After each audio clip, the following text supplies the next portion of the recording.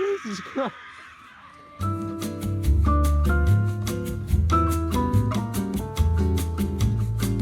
Hi guys, my name is Taylor. If you're not subscribed to my channel and you know nothing about me, this is all you need to know for the sake of this video. I'm 26 years old, I've traveled to 26 different countries, and I've lived in 6 of them for at least a month. So in this video, I'm gonna give you my top 3 tips for budget traveling or how to travel for free. Yeah, my first time out of the country, I was 18 years old, and the only reason I was able to really afford to go out of the country was because I was in college and I took advantage of my student loans, which is this is not something that I would recommend doing, because if you're like me, you're gonna be paying this back forever. So the first thing I'm gonna talk about is flights. This is my process for finding a cheap flight. I know a lot of people do it many different ways, but this is something that I found has worked the best for me. Before I do anything else, I'm gonna put my search browser into incognito mode so that the internet and the universe and all the people in the world, they can't see where you're wanting to go, and so then they won't be able to fluctuate the flight prices. The very first thing that I do is I go to this website. It's called Skyscanner. You have to be flexible if you're traveling on a budget. If you have a set destination and a set time and where you want to go and how you want to live your life, it's going to be really hard to budget travel. I go to Skyscanner, I figure out what month I want to go, and then I figure out what region is going to be the cheapest to travel to. So Skyscanner is good because it offers you an option to literally select anywhere in any time. Say you want to go somewhere in June and you click anywhere, it'll give you a list of the cheapest options to go somewhere in June. And then I won't actually book a flight on Skyscanner. From there, I'll go to Google Flights, because personally, I feel like Google Flights gives a better gauge on prices for a specific location. So I'll figure out the region and then I'll go to Google Flight and type in specifically. So say I want to go to Japan, I'll go to Google Flights, type in Tokyo, see what comes up, and then it'll give you different prices for different dates. Another thing to take into account is a lot of airlines actually aren't on Google Flights, some of the more affordable ones. So if you're in America, for example, Southwest Airlines actually is not on Google Flights. So from there, I would go to Southwest. But if you're traveling to another country and you don't know other airlines, I would just do a quick Google search and figure out what airlines are not on Google Flights. And then I would go to those airlines websites and I would search through those and try to find the cheapest flights from there. Whenever I look up flights,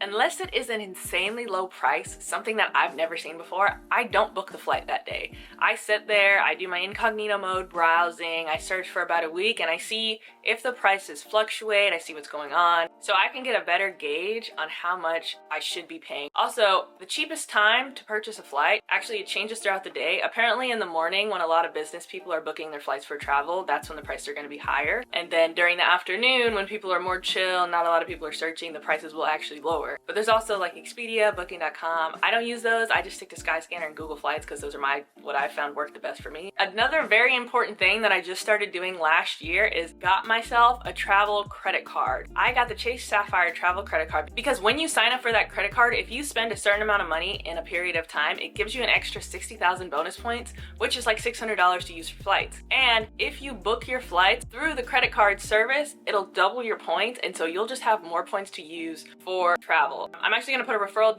link down below for that as well, because I think if I refer you guys or someone refers you, then I'll get extra points and then you get an additional points on top of the 60,000 or something that you're going to get. I don't really know how it works. I'm going to put the link down below for all of that. So after that, right, you got your flight, you're in another country, you're trying to figure out what do you do next? Where do you go from here? Before I go to a new country, if I don't know the language they're speaking, I'm going to have to do some very in-depth searching on how to get around in that country. My main thing that I would recommend is make sure you know where you're going, how you're going to get there, what the average cost of a taxi or a bus is. Because if you get to the airport and you just start talking to someone at the airport, 90% of the time you're gonna get scammed. They're gonna charge you a higher price because you don't know where you're going, you don't know the country, you don't know what it is. I look up the best public transportation because the cheapest way to get around in other countries is public transportation. There's buses, there's trains, there's like little tuk-tuk, there's mopeds, there's so many different options that you can use. Say you're in the US, we have the Flixbus, we have the Megabus, we have the Greyhound. If you're in Europe, I've taken the Flixbus all throughout Europe because they have buses that will take you from one country to another for like as little as $20 sometimes. And they also have the Eurail, they have all the train passes. You can either buy them individually, or I think you can literally get like a train pass. So that's for Europe. I also know when I lived in China, I took like an 18-hour train from Shanghai to Xi'an. And it was honestly the most painful thing ever. But the train ride was like $20. You're definitely not gonna be the most comfortable, that's for sure. But you will have stories to tell forever. You'll have experiences like no one else. And that's the beauty of traveling. If you like to travel luxurious, you like to be comfortably, honestly, I wouldn't recommend budget traveling. It's not gonna work for you. You're gonna hate your life. Also, another thing, whenever you get to another country, I don't ever exchange my money at the airport, because if you exchange your money at the airport, the conversion is gonna be higher. So, or lower, higher or low, whatever the conversion, I don't know whatever is worse. You're gonna get scammed if you get your money at the airport. The best way to exchange your money is to wait till you get to that country and go to a local bank, because they'll have the best exchange rate for you. So, you got your flight, you got your transportation. What do you do next? All right, well, we're going to figure out where to live, because how are we gonna go to another country and not have somewhere to live? One of the cheapest options that is not free is to stay at a hostel. If you've never stayed at a hostel, if you've never stayed at a hostel before, trust me, it is not the worst thing in the world. I get it. I've been scared before, not gonna lie, but that's just my anxiety. So a hostel is, they normally have dorms, and depending on the specific hostel, you can do a mixed dorm where you share with guys and girls, or you can do an all-girl hostel or an all-male hostel. In some countries, hostels offer dorms and beds for as little as like $6 a night. So if you want the cheapest possible option, $6 a night is pretty good, especially if you're solo traveling. And another pro of staying in hostels is that a lot of hostels have bars, a lot of them have parties, a lot of them offer their own like little group excursions. If you're not too keen on sharing the fact that I just said keen, I've never used keen before in my life. When I lived in South Africa, they said keen all the time and I never picked it up. That's actually the first time I said that. Oh my god, it was so weird. Sorry, my brain can't focus. If you go to a hostel and you are not too keen on staying in a dorm with other people, they actually offer private rooms at hostels as well. So sometimes they'll have a private room, private bathroom, but majority of the time it's a private room with a shared bathroom. That way you still get a very low discounted rate. Sometimes even like $20 a night, normally a little bit more than obviously if you're sharing, but still it's cheaper than paying $80 for a hotel, depending on where you're at in the world. So how do you find a hostel that's not gonna be sketchy and you're not gonna get robbed at? Because I'm over here advocating for hostels, but someone stole $500 from me at a hostel one time. In Cambodia, random hostel, don't know where I was. Anyways, disregard all of that. How do you find a hostel? So there's a lot of different sites for hostels, and this is what I used to do when I first started traveling before TikTok was a thing. I used to use Hostelworld or Booking.com. Now, honestly, I go to TikTok, I go to Instagram, because there's people out there who have done full-on reviews, videos, like the worst thing about a hostel, the best thing about a hostel. Literally, you can find anything on TikTok and social media. If you don't have TikTok or Instagram, well, then there's also Hostelworld, there's Booking.com. If you just Google hostels in Bangkok, there's gonna be a list of hostels that come up, and there's gonna be a list of Google reviews. I will just make sure to check every single review, everything that you're looking at, because sometimes people do advocate something that you're not getting. If you don't research and you just show up, listen, you're gonna take some L's for sure, but you're gonna have some memories for a lifetime. Do you know what I mean?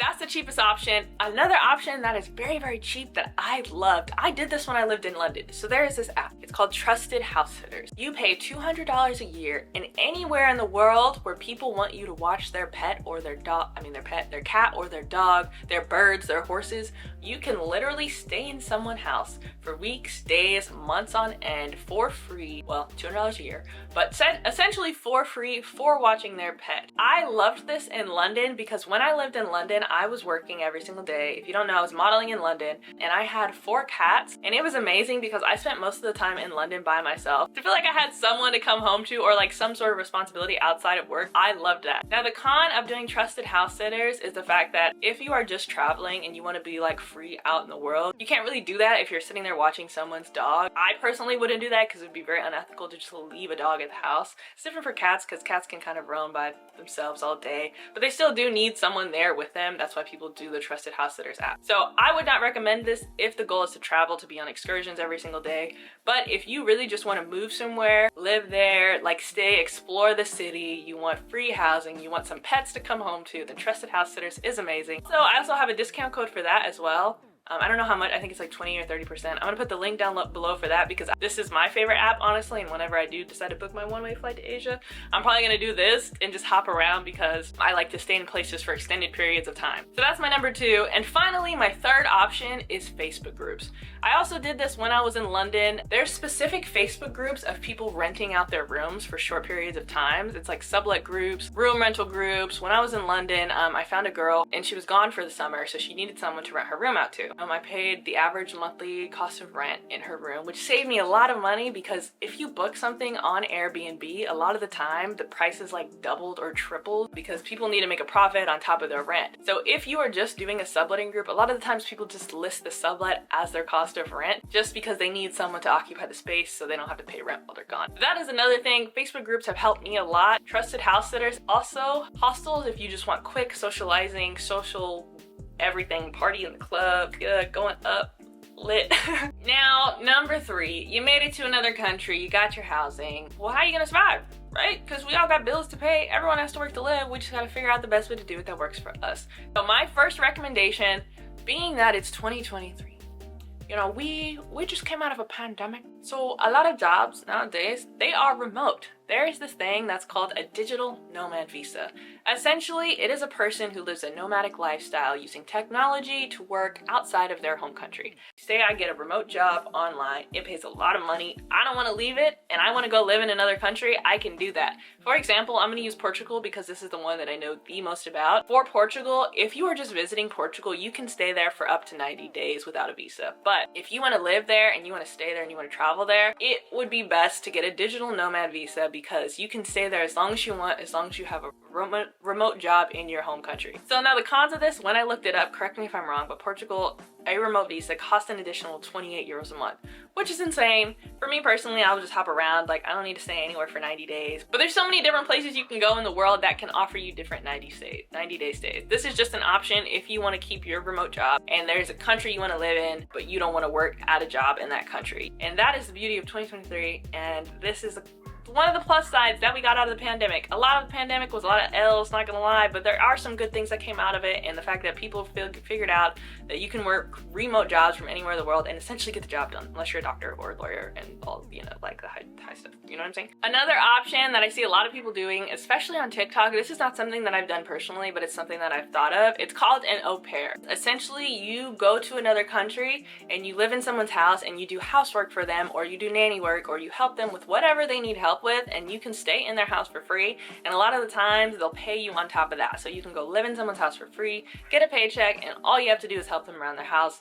And this is good because you'll get, like, I guess, off days, you'll get some travel time, and you'll make money while you're living abroad. Another one, this is something that I did, but I didn't use it to travel, I just did it for remote work, is teaching English online. This is a really big one, and honestly, like, it worked for me for a little bit, but I am a very, like, I have to move around, I have to be doing physical stuff, so it's really hard for me to teach English online, and also, like, I get distracted really easily. So imagine me as a teacher that can't edit together clips. Like, this is working out right now because I'm gonna edit all these together, and anytime my brain goes off into another universe, I'm just cut it out. But if you want to teach English online, you really just need a bachelor's degree in any subject. Literally could be anything, and then you just need to pass the TEFL certification. So I'm a certified English teacher, guys. Will I ever do it again? There's a 90% chance I probably will not, unless absolutely necessary. Maybe when I book my one-way flight to Asia, we will see. Oh my god. Okay, something else that I've wanted to try for a really long time, I probably will coming up in the next couple months whenever, you know, it's called WWOOFing, which stands for Worldwide Opportunities on Organic Farm. So essentially, you go to another country and you get free housing, you get to stay there, and all you have to do is you have to work on a farm. If you are not an outdoor, naturey person, if you don't like adventure, obviously this is not gonna be the best option for you. But for me, this sounds exciting because I love trying new things, I love trying new jobs. So the fact that I can go to another country and figure out what it's like to work on a farm, what? That sounds so much fun. Another option that is really popular is to become a tour guide. If you guys don't know, I just released a video because I'm working as a tour guide in Los Angeles. There are options and there are countries that will pay you to come and be a tour guide in their country. And I just found this out recently because I was giving a tour to someone in Los Angeles who was from New Zealand, and they were telling me that New Zealanders now will pay tour guides to come and work and give tours in their country because they just have a lack of tour guides and they're trying to build up tourism. Also, another very popular website, it's called Workaway, and it essentially offers opportunities all over the globe to go move to another country, work on like a coffee bean farm, another farm work in people's houses. They have opportunities of all different kinds. So this is another very popular website that I've been looking at as well. Finally, my very last and my favorite one, 2023, love it here, love technology. Social media is one of the best ways, I think, personally, to make money online because all you have to do is live your best life and document it, and people will pay you to do that. Isn't that amazing? It's literally amazing. amazing. So social media. The con of this is it takes a while to build a following unless randomly you're one of those videos that goes successful overnight. A lot of the time it takes 2 to 3 years to build a YouTube following, a lot of the times, but not every time. There is that like 5% of chance that you could make one video go viral and be rich overnight. It's possible. Anything is possible in this world of 2023 and life. So I would recommend social media because if you are doing the previous steps that I mentioned and you are becoming a backpacker, a solo traveler, a budget traveler, all of that stuff, and you document it, you're gonna live the life anyways.